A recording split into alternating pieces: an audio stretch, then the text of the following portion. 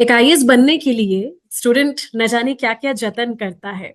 UPSC crack करना, एक IAS या आईपीएस या आईआरएस बनना हमारे देश में एक टॉप क्लास ऑफिसर माना जाता है, बहुत मुश्किल माना जाता है। और जब इस तरह से खबरें आती हैं कि यूपीएससी क्रैक किया है और सिलेक्शन के लिए गलत डॉक्यूमेंट्स का इस्तेमाल किया है, तो निश्चय ही गलत नहीं होगा ये कहना कि स्टूडेंट्स का मनोबल टूटता है, जो इसकी तैयारी कर रहे हैं और जो सपने देखते हैं कि एक दिन हम बड़े होकर आईएएस, आईआरएस या आईपीएस ऐसी टॉप रैंक्स पर जाएंगे, ऐसी टॉप पोजीशंस पर जाएंगे। और इसीलिए बेहद जरूरी हो जाता है आज इस विषय पर बात करना। मैं मानसी हूं आपके साथ ऑन एबीपी लाइव पॉडकास्ट। ये है एफआईआई, जहां हम रोजाना किसी ना किसी टॉपिक पर डिटेल में विद द एक्सपर्ट्स हम डिस्कशन करते हैं। हमारे साथ में आज जुड़े हैं ex IRS officer Vinod Kumar Singh. Welcome to ABP live podcast sir. Thank you Mansi ji, सबसे पहले मैं चाहूंगी कि सभी को एक बार सिचुएशन बता दूं, आखिर चल क्या रहा है हमारे देश में और क्यों ये मुद्दा उठाया जा रहा है। पूजा खेड़कर का नाम कई बार मीडिया रिपोर्ट्स में सामने आ रहा है। ये महाराष्ट्र कैडर में आईएएस ऑफिसर हैं, ट्रेनी आईएएस ऑफिसर हैं, अगर मैं पूरी डिटेल बताऊं। और इन पर ये इल्जाम लगा है कि इन्होंने डिसेबिलिटी कोटे का गलत इस्तेमाल करके अपना सिलेक्शन करवाया है। ये मेडिकल के लिए भी हाजिर नहीं हुई थी। यूपीएससी का एग्जाम क्रॉस करने के बाद इनकी नियुक्ति, इनकी पहली पोस्टिंग पुणे में कलेक्टर ऑफिस में हुई, जहां इन पर कई तरह के आरोप लगे, जिनके बारे में भी मैं बताना चाहूंगी कि इन्होंने अपने ट्रेनिंग पीरियड के दौरान ही सरकारी आवास, स्टाफ, कार, ऑफिस में अलग केबिन की मांगे रखी। इन्होंने अपनी पर्सनल ऑडी कार पर लाल नीली बत्ती, महाराष्ट्र सरकार का लोगो लगाकर अधिकारियों का गलत इस्तेमाल किया। इन्होंने एक डीसीपी रैंक के ऑफिसर पर दबाव बनाया उस इंसान को छोड़ने के लिए जिस पर चोरी का इल्जाम लगा था, और वो एक ट्रांसपोर्टर था। इन पर यह आरोप है कि इन्होंने फेक सर्टिफिकेट का इस्तेमाल किया है आईएएस बनने के लिए। इन्होंने यूपीएससी फॉर्म में खुद को ओबीसी नॉन क्रीमी लेयर से होने का दावा किया। इसके साथ ही इनकी प्रॉपर्टी की अगर हम बात करें तो जो इन्होंने गलत बताई थी, और ये करोड़ों की प्रॉपर्टी की मालकिन है, इनकी करीब 17 करोड़ की प्रॉपर्टी है।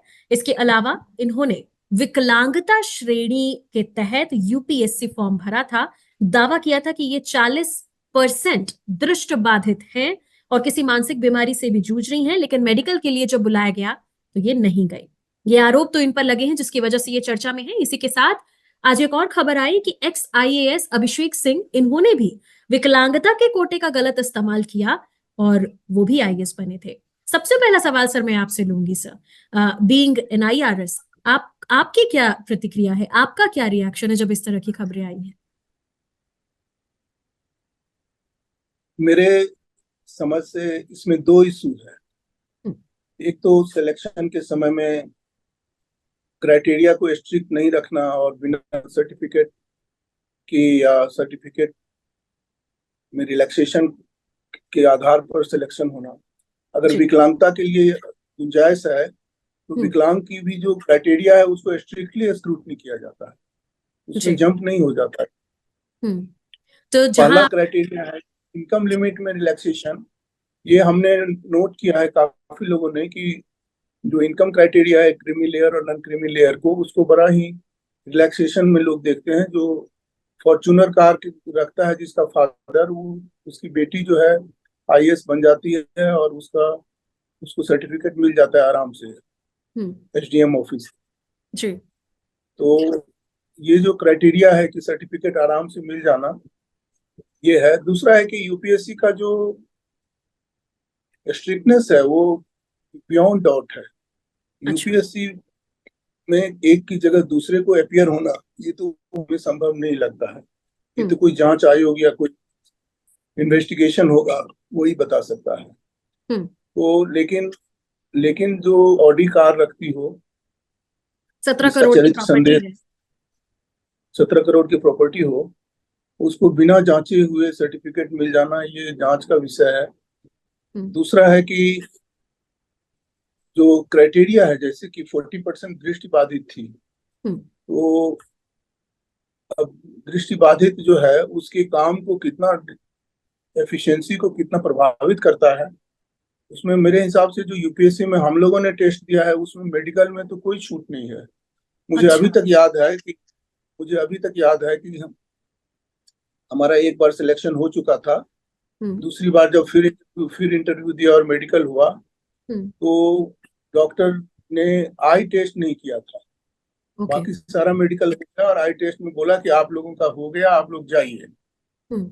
इसके बाद हमारा एड्रेस भी नहीं था वहाँ, लेकिन अगले दिन देखे कि हमें ढूंढते हुए कोई पहुंचा और हम्म। बोला कि आई टेस्ट आपका होना जरूरी है, आई टेस्ट छूट गया था।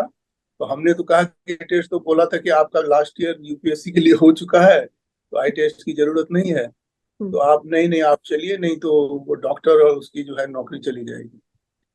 तो हम लोग गए और बिल्कुल फेयर होता है, कोई पैसे का कोई इन्फ्लुएंस का कोई भी लेना देना नहीं है। हम्म। यूपीएससी की इतनी प्रतिष्ठा है, हम्म। तो उसमें छूट देना या किसी दूसरे को बैठना ये तो मुझे डाउटफुल है, आई कांट बिलीव। ओके। लेकिन जो क्रीमी लेयर का सर्टिफिकेट क्रीमी लेयर में होते हुए इजिली मिल जाना हम्म। बिना किसी जांच का, पहला विषय है। दूसरा विषय है कि अगर उनमें योग्यता नहीं थी तो उसकी जगह कोई बैठा हो। मेरी समझ से तो आइडेंटिफिकेशन बहुत जरूरी है, लेकिन अगर नहीं है तो ये सोचने का, चिंता का विषय है। और हम्म। थर्ड क्राइटेरिया है कि उसका जो आचरण है वो भी हम्म। सिविल सर्वेंट की तरह नहीं था, क्योंकि बिल्कुल छोटे पोस्ट पर क्लर्क का काम है वो करना पड़ता है, एक पुलिस सर्विस में एक सिपाही का काम करना पड़ता है। हम्म। एक एक चीज जो ग्राउंड ग्राउंड रियलिटी है उसको समझना पड़ता है। उस हम्म। समय सेपरेट कैबिन का मांग करना, उस समय प्रिविलेज का मांग करना, हम्म। गाड़ी में लाल बत्ती लगाना, ये तो बड़ा शौक है। लाल बत्ती लगाने का शौक पर्सनल गाड़ियों में तो बड़े ही पैमाने पर है, जी। इस पर मैं ज्यादा नहीं कहूंगा। लेकिन हम्म। आचरण अगर सही होता तो ठीक था।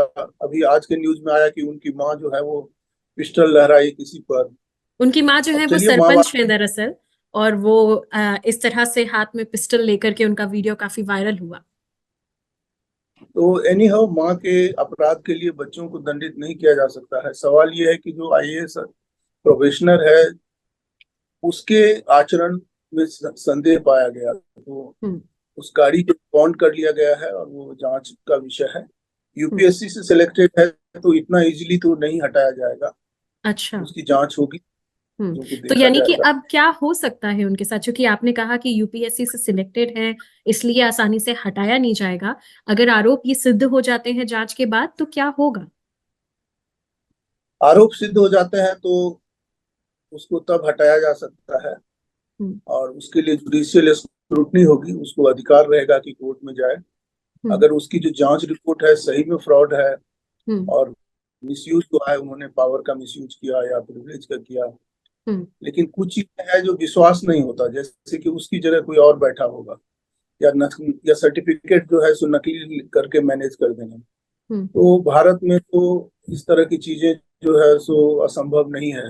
हम्म। क्योंकि हमको जब आरटीएक्स विस्फोट हुआ था देश में, तो हमको एक बीएसएफ के बड़े सीनियर ऑफिसर की वाइफ बताई थी हम्म। कि जो पैसा लेके आरडीएक्स को दबा दिया गया और उसको कहा गया कि ये गोल्ड है, मतलब आरडीएक्स नहीं है। हम्म। गोल्ड के लालच में कमीशन लेके, तो हमने कहा कि नहीं ऐसा डाउट मत कीजिए, हमारे बीएसएफ के लोग इस तरह नहीं हो सकते। हम्म। तो बोला कि उसका इतना कम एज में जो है सो रांची में मकान है, दिल्ली में मकान है, चंडीगढ़ में मकान है।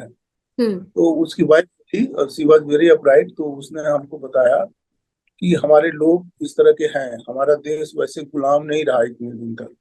हम्म। हमारे लोगों में कमजोरी रही है हम्म। कि पैसे के लिए हम अपने राष्ट्रीय हित का, अपने नेशनल इंटरेस्ट का, तो अगर यूपीएससी में ऐसा हुआ है तो हम्म। ये बहुत बड़ा कम्प्रोमाइज है, ये बड़ा चिंता का विषय है।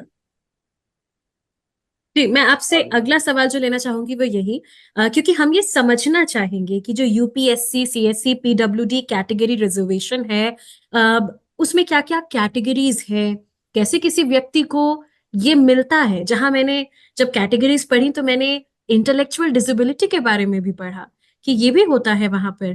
तो इन सब पहलुओं को मैं आपसे जरूर से समझना चाहूंगी कि किसी व्यक्ति को कैसे मिलता है, किस किस बेसिस पर मिलता है। देखिए, सिविल सर्विस तो इंटेलेक्चुअल स्ट्रेंथ पर मिलता है। इंटेलेक्चुअल डिसेबिलिटी जो है उसमें मेरे हिसाब से ये डॉक्टर करता है, मेडिकल का फील्ड है, तो उसमें ज्यादा एक्सपीरियंस नहीं है। लेकिन इंटेलेक्चुअल डिसेबिलिटी अगर इस हद तक है कि ऑफिसर किसी को इन्फ्लुएंस या इम्प्रेस नहीं कर सके, किसी चीजों को समझा नहीं सके, तो वो तो फिर ऑफिसर होने के फिट नहीं है। इंटेलेक्चुअल और डिसेबिलिटी से मतलब क्या है, क्या क्या चीज टेस्ट की जाती है? ये कि इंटेलेक्चुअली किसी चीज को समझ सकते हैं कि नहीं, कोई ओके। लॉ को एक्सप्लेन कर सकते हैं कि नहीं। अगर एक्सप्लेन करना आएगा, जब समझना आएगा तभी इम्प्लीमेंट करना होगा। तो इम्प्लीमेंटेशन के लिए उसको समझना जरूरी है। अगर इंटेलेक्चुअल डिसेबिलिटी है तो वो विद इन द लिमिट हो, इतना लिमिट में हो कि उसके जो डे टू डे फंक्शन है उसको प्रभावित नहीं कर सके, ओके। और फ्लाइंग कलर से हो। तो जो भी क्राइटेरिया क्या है उसको भी देखना पड़ेगा कि वहां तो कोई चूक नहीं रह गई है जिसमें कि मेडिकल मेडिकल इम्बेजलमेंट की गुंजाइश हो, जो जो जो मेडिकल साइंस है उसका घोटाला की गुंजाइश हो। क्योंकि क्राइटेरिया दोनों चीजें हैं, मेडिकल साइंस में ऑब्जेक्टिव क्राइटेरिया है और सब्जेक्टिव है। ओके। तो जो चीजों को मेजर नहीं किया जा सकता टेक्निकली, उसको अगर आप क्राइटेरिया में रखेंगे तो गड़बड़ होगा, वो पैसे लेके करेंगे और तरह का चीजें। ओ। तो और बाकी अगर आप कैटेगरीज भी डिजेबिलिटी जो बताएं, विकलांगता का सर्टिफिकेट कैसे मिलता है? उसके लिए जो नॉर्मल होता है कि जो लोकल एसडीएम है हम्म। उसके ऑफिस में देते हैं, फिर वो डॉक्टर को सिविल सर्जन को रिफर करते हैं, हम्म। और सिविल सर्जन जो है उसको जांचते हैं, फिर जांचने के बाद देते हैं। और सर्टिफिकेट की जांच होती है हमारे समझ से यूपीएससी में, तो फिर एम्स में या सफदरजंग हॉस्पिटल में या राम मनोहर लोहिया में उसका हम्म। मेडिकल होता है। और मेडिकल में फिर से देखा जाता है चीजों को, जो सर्टिफिकेट है उसको फिर से हम्म। टेस्ट किया जाता है। और हाल फिलहाल x IAS officer Abhishek Singh पर भी ये इल्जाम लग रहा है कि उन्होंने पीडब्ल्यूडी कैटेगरी का उन्होंने डिसेबिलिटी का सर्टिफिकेट लगाया था और उसके बेसिस पर वो आईएएस बने थे। हालांकि वो अब पोजीशन में तो नहीं है, लेकिन उनका वीडियो वायरल हो रहा है जिसमें वो जिम में डांस करते नजर आ रहे हैं और एक्सरसाइज करते नजर आ रहे हैं। And people are questioning in the comment box on social media कि किस तरह की डिसेबिलिटी से ये जूझ रहे थे और किस तरह से ये उसे ओवरकम करके आईएएस बने हैं। तो इस पर भी आपका रिएक्शन जानना चाहूंगी। देखिए, अभिषेक सिंह जी का नाम सुना तो मेरे एक दोस्त हैं आईएएस में, अभिषेक सिंह जी, वो काफी सीनियर हैं जी। और मिनिस्टर के पीएस थे काफी पहले। इसके बाद जो है सो किसी मिनिस्ट्री के साइंस, जो आईटी मिनिस्ट्री है उसके सीईओ हैं। तो सबसे पहले तो मैंने उनका फोटो देखा, तो हम देखें कि जो हमारे दोस्त हैं वो नहीं है, ये जूनियर हैं। और हम्म। संजोग से नाम उनका भी अभिषेक है। हम्म। तो उसका मेडिकल फील्ड है ये, और मेडिकल फील्ड में मेरे हिसाब से जब तक डाटा नहीं उपलब्ध होगा, आपको भी नहीं उपलब्ध है, हमें भी नहीं है, हम्म। हम्म। यूपीएससी रिलीज नहीं करेगी, तब मुश्किल है हम्म। किसी तरह का कमेंट देना। हम्म। और अभिषेक सिंह जी का तो जो भी हुआ हो, डांस करना या एक्सरसाइज करना उनका फ्रीडम है। हम्म। अगर और गलती नहीं करते तो इस आधार पर सर्विस से नहीं निकाला जाता। मैं लाइट वेन में बता रहा हूँ। हम्म। तो मेडिकली क्या इशू है वो यूपीएससी रिलीज करे तभी बता सकते हैं। मेडिकल इशू पर तो डॉक्टर भी बिना डाटा का नहीं बोल सकता है। एग्जैक्टली तो तो ये उनका आपसे जरूर से जानना सीरियस चाहूंगी सीरियस कि इशू। जी सर। हेलो। जी सर, हेलो, आप कुछ कह आवाज रहे थे? नहीं आ रही थी फिर। नहीं, आपकी आवाज आ रही है सर, आप कुछ कह रहे थे सर। हम ये कह रहे थे कि कोई मेडिकल इशू पर, किस तरह का मेडिकल इशू है, अगर यूपीएससी ने मतलब गवर्नमेंट ने हटाया है तो हम्म। कुछ सीरियस तो नहीं, ऐसे नहीं हटाते सिविल सर्विस वाले को। एग्जैक्टली। या जिसको मोटे मोटे डिसिप्लिनरी ग्राउंड पर हटाए गए हैं तो वो बाद में कोर्ट से रिस्टोर हो जाते हैं।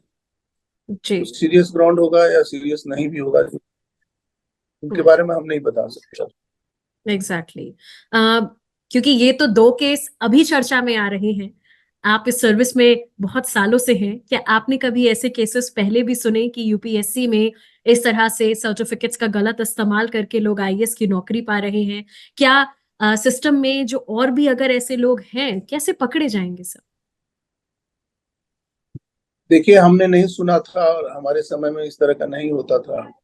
कि सर्टिफिकेट लेते हैं। बहुत ही स्ट्रिक्ट था और लोगों में भय था।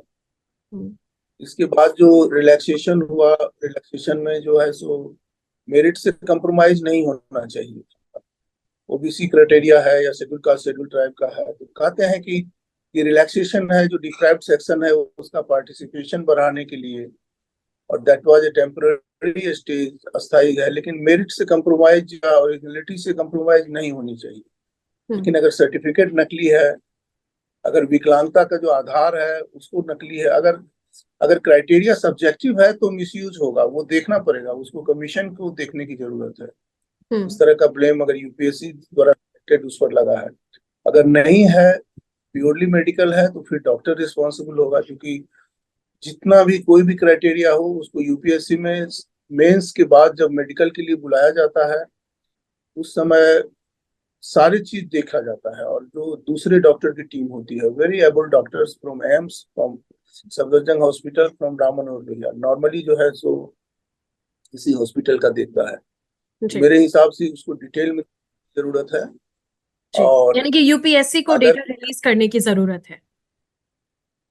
यूपीएससी को डाटा रिलीज करने की जरूरत है, और आप यूपीएससी के जो चेयरमैन हैं उनको उनसे मांग सकते हैं, उनका इंटरव्यू ले सकते हैं कि कैसा है। मेरे समझ से वही 100%। बिल्कुल। आखिर में आपसे ये जानना चाहेंगे, इस तरह से जो गड़बड़ियां पता लगती हैं, ये किस तरह से प्रभाव डालती हैं एक स्टूडेंट पर जो एक आईएएस, आईआरएस, आईपीएस बनने का ख्वाब देखता है, और यूपीएससी की छवि पर किस तरह से एक डेंट डालती है? बड़ा ही निराशाजनक है। यूथ है जो सिविल सर्विस को एक आइडियल उसके रूप में देखता है। देखिए, जो आम जनता है उसमें अभी भी यूपीएससी सिविल सर्विस वालों की छवि दूसरी है। एक शिव खेरा का बड़ा ही फेमस कोटेशन है कि अगर आपको अपने बच्चे का गार्जियन बनाना हो, अपनी बेटी का गार्जियन बनाना हो या बेटे का, तो आप एक लीडर को बनाने में, पॉलिटिकल लीडर जो आजकल के हैं उसमें 10 बार झिझकेंगे। शिव खेरा ने कहा था कि क्या आप बना सकते हैं, आप नहीं बनाएंगे, आप रुक जाएंगे। लेकिन वहीं पर अगर मेरा कहना है कि जो आम धारणा है कि अगर सिविल सर्वेंट लोकल गार्जियन होता है या उसके गार्जियनशिप में देता है तो लोग देते हैं, उनको पता है कि वो इंटीग्रिटी और उससे एक सीमा से नीचे कोई कंप्रोमाइज नहीं कर सकता। तो जब यूपीएससी का सिविल सर्विस का इतनी अच्छी छवि है, तो उसमें इस तरह के कंप्रोमाइज किए हुए कैंडिडेट का घुसना जो है वो चिंता का विषय है। और यूपीएससी की जो इंटीग्रिटी है, उसका जो सोशल रिपुटेशन है, उसकी जो नेशनल और इंटरनेशनल छवि है, उस पर डेंट है, और गवर्नमेंट को जरूर कुछ न कुछ करना चाहिए इसके लिए। Exactly. So thank you so much sir, हमारे साथ जुड़ने के लिए एबीपी लाइव पॉडकास्ट पर। Thank you so much sir. Thank you.